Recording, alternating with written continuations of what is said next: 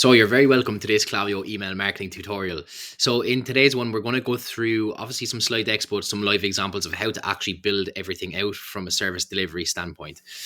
So just flying through the slides, we're going to cover 4 key sections, and these are going to be the core fundamentals of email marketing.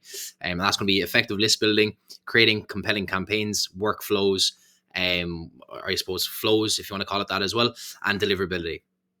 So we're going to go through these each step by step, and we're going to start off with list building.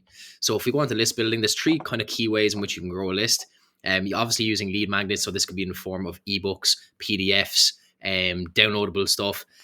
Also, as well, you can set up a pop-up form on your website that will obviously give some form of offer or incentive to get an email address. And something that I like to push across a lot across content that I'm been putting out is social media promotion. So utilizing social media platforms to grow that list. So what we're going to do is we're going to jump into a Klaviyo account. And what I'll do is I'll just kind of run through how we would actually set up a pop-up form. So if I just come into this dummy account here, we're just going to go to sign up forms. And luckily enough, Klaviyo has a lot of templates that you can actually use. That is really makes it really easy to set things up. So if we just want to select this, collect emails, I'm just going to pick a random one here. We're going to just call this test pop-up. And the key here is to obviously make sure that it's going to the correct list. So obviously this is a dummy account, so I'm just going to click newsletter, but make sure that it's going to the correct list that it's supposed to be going to. You want to make sure that once someone signs up for this offer, that they're actually going to be getting it in a welcome series. So what you can do is just go ahead and create the form. And once you're in, then you can obviously make any edits that need to be made. So you can put in your logo here. Another thing that you might want to do as well is to set up the timing and obviously some other kind of targeting bits and pieces here as well. Normally, I don't like to have the pop-up show immediately. Sometimes that can affect conversion rates. You have to remember some people could be coming from ads, social media. So you don't want to really be wasting ad spend on people who may be harmed conversion wise if the pop-up form is showing immediately. So what I like to normally do is show based on rules. So normally what I like to do again is just use a time delay. Generally what we found to work best is anywhere between 5 to 10 seconds of a time delay. What's really key to know here as well is that Klaviyo's pop-up form works with and logic. So what that means is if you were to select when a visitor is exiting the page after a 5-second time delay, and let's say after they visit 3 pages, for example, that means that someone will have to do all of these actions in order for the pop-up form to show. And of course, there's going to be a very small fraction of customers who are actually going to do all of these 3 things. So it's important that you obviously just select one at a time, just so you can maximize the amount of people seeing that. That's really important. I see a lot of times a lot of people in their Klaviyo accounts make that mistake where they will obviously have multiple rules set up, and that's limiting the amount of people actually seeing your pop-up form. So what you want to do is, of course, just you can edit the copy and the design of it here, but you'll want to make sure that this button here is obviously going to the correct list. So you can just double check that here. One thing that I like to do as well is setting up a teaser on the pop-up form. So teaser is going to be a little box here that will show up on the the bottom left of, or wherever you want actually, on the website. And if someone closes the pop-up form, they can then see that. So normally what I like to do here is what we'll do is we'll actually get rid of this image because it doesn't really make anything clear. And normally what we like to do is put in a piece of copy saying, let's say 10% off is the offer that you're running. Now it's kind of formatted a bit weird for some reason, and it's not letting me fix it, but hopefully you kind of get the idea. So just put in 10% off, maybe center it, and when people close the pop-up form, they'll then see that offer. So they can then obviously have the option to click that, and then the pop-up form will then reopen. So of course, you're going to want to make sure as well that you'll have a success page. So in this case, we'll actually just get rid of this. You could even leave the coupon there if you want, if you don't want customers to have to wait until they open their email to actually receive it. You can also give the coupon code here as well. So you'll just have to enter whatever coupon code that is. And then they obviously have the option of copying that. You can also use a unique coupon code as well, which is going to be built in Klaviyo. Static coupon is going to be either built on Shopify, WooCommerce, or whatever other software you're using to host your website. But let's say that we're getting rid of this. What I suggest doing is saying something like this. So say check your inbox for your code, and then something like don't forget to check spam, because if it does land in spam, they'll still check there, obviously, of course, for whatever reason. So it's just kind of another safety net. So that is how you would set up a pop form. And then obviously you're going to go ahead and publish it. You can set up a few A/B tests here as well. So one thing that's really going to drive a lot of like most of your signups is going to be the offer, so it might be worth testing the offer first. But if you don't want to test the offer, maybe you can test things like such as the copy, maybe the size of the 10% off copy here, maybe the color of it. Being honest, you're probably not going to see as much of a difference in doing a test like that as you would when you're doing an offer test, but it still might be worth doing if you're not willing to test the offer. So just kind of moving back, going on to the crafting engaging email content. So we're going to talk about personalization, storytelling, valuable offers, and captivating design. So obviously you want to make sure that like whenever you're sending out emails that you're being as personalized as possible. Now this will kind of depend on whether your list size is big or small. If you have a smaller list, you might want to just maximize who you're sending to. If you have a bigger list, you might want to get a bit more granular with your segmentation. But it is still important to at the very least, segment your list based off of buyers, non-buyers, VIPs, and then obviously lapsed customers as well. So people who mightn't have come back in quite some time. Storytelling as well. You don't want to be bombarding people with sales all of the time. You want to be telling the brand story. You might want to be educating them. You might want to be selling through education. You might want to be using some like spin-off of blog content as well. People don't want to be sold to all the time. That kind of will wear out. That will burn your list after a while if you keep doing that. So it's important to keep at least 80% of your content kind of educational / branding. Of course, you will want to give them some valuable offers. So what we found to work really well is giving VIP customers exclusive offers. That's going to be your most engaged segment. So that always does work well. And of course, goes without saying, you need to have captivating design. You need to be able to grab their attention. It's really, really important. But that being said, we do use a lot of plain text emails for our clients as well, which do exceptionally well. So you don't always have to have, exceptional design. So if I just kind of quickly run through here, and I'm going to imagine that we're going to send out a campaign to an engaged segment. So this is how I do it step by step. So what I'll do is, assuming we don't have the segment created yet, we're going to come in here and I'm just going to call this engage 30 days. Now, of course, this is an empty account, so we're not actually going to have a segment to send to here. But if we just come in and say they've opened an email at least once in the last 30 days, or they've clicked an email.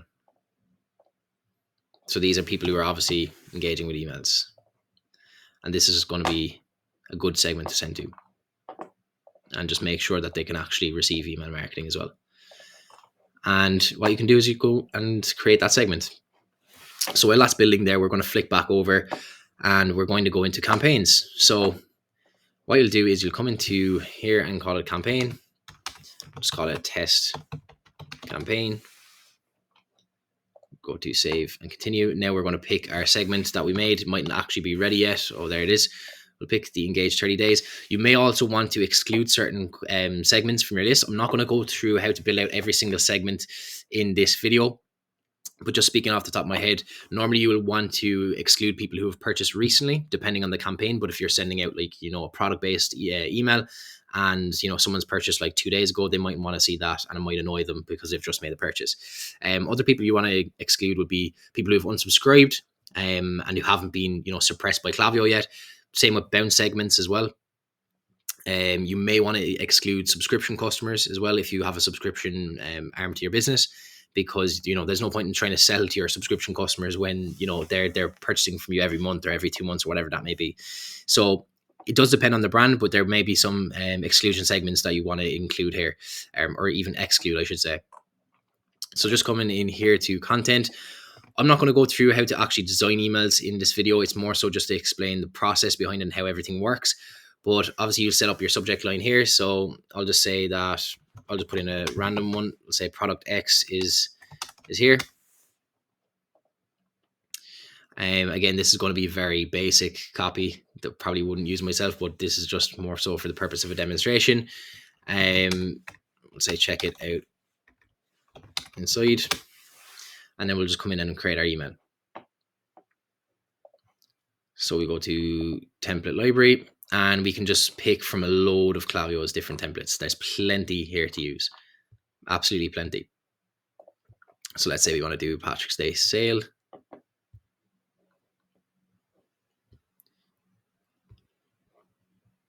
For some reason, it's taking ages. But what you can do is you can obviously just edit all of this stuff to fit your brand. You can also get rid of it as well. If you don't want these, these blocks here, you can just delete them. Just get rid of all of them. And you can just put in your kind of own content here as well. Normally the structure that we find works best is having like a hero image with obviously a header, subheading, CTA, and then having body copy, and then maybe restating your offer down at the bottom. That tends to be the best structure for an email that we've found in like 90% of cases. But again, you can just delete all this kind of stuff. And like, let's say you're left with, let's get rid of this. You're left with a header and your footer. So you can alter this to obviously suit your branding, and then fill out all the content in between. So you might want to pull in an image. You may want to obviously pull in some text as well, so copy, and you might also want to put in some buttons as well. For some reason, I'm kind of blind and I can't see that, so there they are. So you might want to pull that in. For some reason, that just went onto the other block, but hopefully you get the idea. You might want to put that there. So that is kind of how you go through a campaign. Obviously, I'm not going to go through exactly how to design a whole campaign from scratch. I'll probably go through that in another video, but it's more so to kind of actually show you guys the process of how it's done. And then you'll just continue to review. And you can go ahead and schedule that campaign then for whenever you want to do that. So moving on, we'll go back to the presentation. So the next most important part then is optimizing email campaigns for maximum impact. So how can you actually do that, right? So the three kind of levers that are going to really push your campaign performance are going to be like optimizing your subject lines, because that's the first impression that you're going to have with your email. That's the first thing people see. It's what's going to make people open the email. So if no one opens your email, no one's going to buy from it. So it's really important that you have good, snappy subject lines. Make sure that they grab attention, but make sure obviously they're not, it's not clickbait either. You don't want to annoy customers too much. Timing frequency is an important thing as well. I've actually created another YouTube video about how you could potentially email your list every day if you wanted to. So you feel free to check that out as well. But timing is a really important factor also. So if you have a smaller list, you probably mightn't be able to do this yet. But with bigger lists on Klaviyo, you can use the smart send test, whereby it'll automatically just pick certain times of the day where it might be most likely a customer is going to open your email, and you can find some very useful insights there as well. But if you don't have a big enough list to actually do that, I'd strongly recommend A/B testing your time, the times that you're sending emails, testing the morning versus the evening. Because generally what we found is that the morning and evening are probably around the same for open rates, but the evening tends to be better for conversion rates, which makes sense because more people are actually around and they're available to make a purchase. But again, that will completely depend on the exact brand that you have, of course. And of course, just kind of moving off that as well as A/B testing. So it's important to test things such as content design, CTAs, to obviously identify what's actually going to be moving the needle forward. So just kind of on that point there on A/B testing. So if we just come in here and we'll actually go back to this campaign that we're using, and this is going to be a really simple explanation of how you could set up a A/B test on a campaign. So you just click that button down here, click in A/B test, and it's really important to bear in mind that you need to be testing only one variable at a time. If you're trying to test your subject line and then you're using two different designs, you're testing too many variables, you're not going to be able to get any data on that, because you don't know whether it was a subject line that got the better sales or the better opens, or was it the design that was performing better. So it's important to change only one thing at a time. So what we're going to do in this example is we're literally just going to change the subject line and we'll get rid of an emoji. This is a test that we've ran for a few brands. I know it seems very small, but the results have actually been fairly startling on a few occasions. But that is an example of a very simple test that you could set up. So just testing subject lines here. So obviously the winning metric is going to be open rates, because the subject line will affect the open rates. If you're testing like email design or buttons or copy, that's going to affect the click rate or the place order rate, more so the click rate really. And that is how you would set that up. So what you'll do here is you'll just continue on. You could obviously do a test send time as well. So you could test by the time. If you wanted to test, let's say, 12:30 a.m. versus just click 12 p.m. for a random example. And then you can continue to review and then run your tests, and then you'll get some good insights there as well. So just moving on here. So how can you leverage email automation and personalization, right? So this is going to come down to automated flows, dynamic content, and segmentation, right? So we've already talked about segmentation a bit, but we haven't really talked about flows. So how can you actually set up flows? So the welcome series should be pretty straightforward. Now I'm not going to go through the full step-by-step how to actually set up a welcome series, with all like 8 to 10 emails in them. But what we can do is we can just kind of go through the first, let's say 3. So when we're pulling up Klaviyo, we can actually just nearly create this from scratch if we wanted to. I know that there are some templates that we can use as well. We'll just call this welcome series. And we're going to want to make sure that whatever list is triggering this flow here is the one that is obviously the same like on the pop-up form as well. So we're just going to say it was added to the list, and then it's going to be for the newsletter, and we're going to confirm and save. So what you want to do is you want to pull in an email, and then you're just going to essentially add in time delays in between these emails. And you can add as much as you want. Generally, what we've found to work best is adding between 6 to 10 emails, depending on the brand. So you can keep going down there. I'm not going to go all the way down because it's literally just a straight up flow. It's fairly self-explanatory. But what you can do here, of course, add in the time delays. But one thing to take note of is obviously just removing this tick here. We don't want to be skipping recently emailed profiles, and that's the same for all emails on a flow. You obviously want people to be getting these emails. If you want smart sending to be on, you can turn that on a campaign. And if you don't know what smart sending is, it's basically when people will be skipped within a certain time frame, and it's 16 hours by default on Klaviyo. But you want to make sure that UTM tracking is on, and just save that, and it's going to be the same for all of the emails down in the flow. Now we're kind of going to talk about how could you set up some other flows. So I'm just going to pull up an abandoned checkout, for example. So you'll actually have some of these available in Klaviyo already. They're templatized, but the setup is fairly basic. So if we just come in here and we're just going to go to prevent lost sales, and let's say we want to set up the abandoned checkout. So we'll just pick this one, for example. Now, one thing to notice is with the abandoned checkout, this actually says it's an abandoned cart here, but it's not. It's an abandoned checkout because the trigger is checkout started. If you want to set up an abandoned cart, you have to set up the added to code snippet. Now, of course, we're getting all of these errors popping up because I don't actually have a Shopify store connected to this because this is a dummy account, but principles will still stay the same. Makes no difference.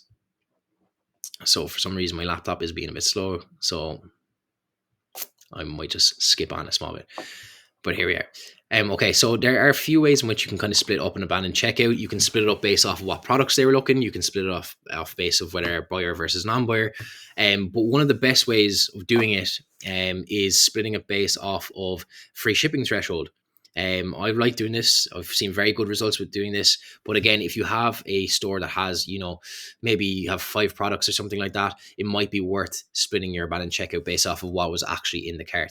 Now, again, that might become difficult when you have, let's say, multiple items in the cart, which is, a possibility. But you can then also push them down a more generic flow as well. So that's shouldn't be too much of an issue. But this is a great kind of starting point. So when a customer abandons their checkout, we'll have a trigger split set up. So basically this will split people based off of whether their order value is over 100 or under 100. And assuming it's over 100, that means that they'll qualify for free shipping. So we're then going to want to let those customers know, these ones, that they obviously qualify for free shipping. And of course, you will have your product blocks in here as well. They just don't show up in the preview section.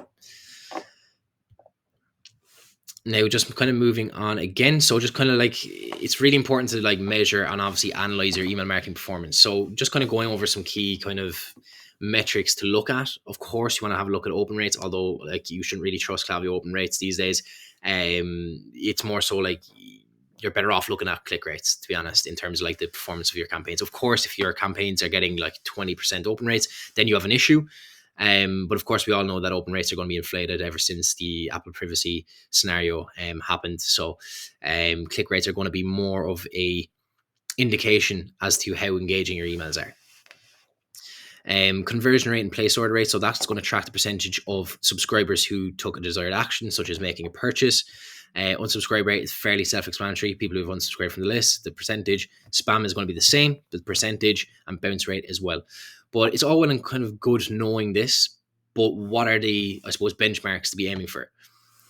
So here, the benchmarks for open rate would be 25% or more. You should probably be like aiming for higher than that, to be honest with you. Click rate is 2.5%. Bounce rate is less than 0.4%. Unsubscribe is less than 0.2%. And then spam is less than 0.05. And since the new Google and Yahoo restrictions came on board there in February, you probably want your spam rates below 0.03. So just kind of moving on to the next section, and the final section is deliverability checklist. So it's really, really important that you have the 3 of these set up: your dedicated sending domain, your DMARC records, and that you're cleaning your list regularly as well.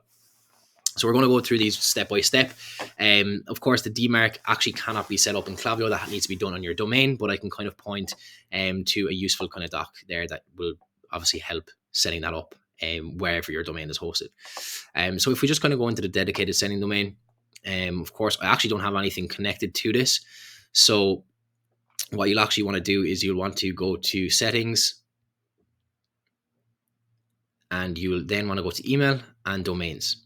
Now, I actually have no store properly connected to this, but what you want to do is you want to set up this branded sending domain. What this means is that you're going to be sending from from your own sending domain rather than Klaviyo sending domain.